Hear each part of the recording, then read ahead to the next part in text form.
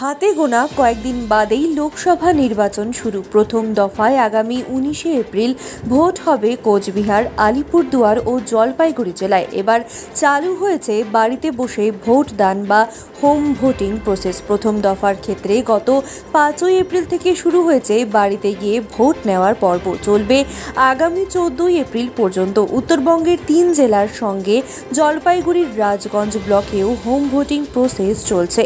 একজন returning officer তার সহযোগীদের নিয়ে বাড়ি বাড়ি গিয়ে ভোট নিতে শুরু করেছেন।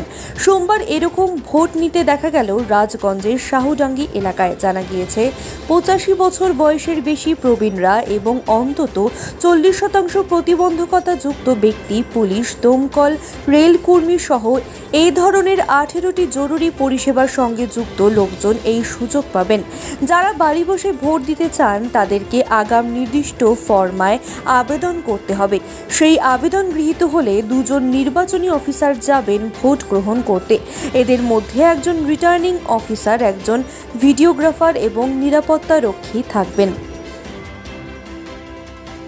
ভোট দিবে আছে কি? হ্যাঁ, কিরকম লাগেছে বাড়িতে ভোট দিতে? এটা তো অনেকটাই নতুন আর কি, প্রথম মোর লাইফে মোর এরকম হয়নি আর কি। তো খুব ভালো, যেহেতু বুড়া লোকগুলা, ঠিক আছে, বয়স্ক আমার বা ঠাকুমা, তারপর বয়স কত হবে ওনার? যেটা আছে, তো এর মতো যাওয়া পাবা না আর জিনিসগুলো উঠে বুঝা পাবা না, জিনিসগুলা বাড়িতে এসে নিয়ে বুঝায় টুজা দিয়ে খুব ভালো লাগলো আর কি। বয়স কত হবে আমার? বয়স তো 95 উপরে হবে মনে হয়, যেটা আজকে ভোটের হিসাবে। কি নাম আছে তোমার ঠাকুমার? নাম কি আছে? সমারেশ্বরী বর্মন।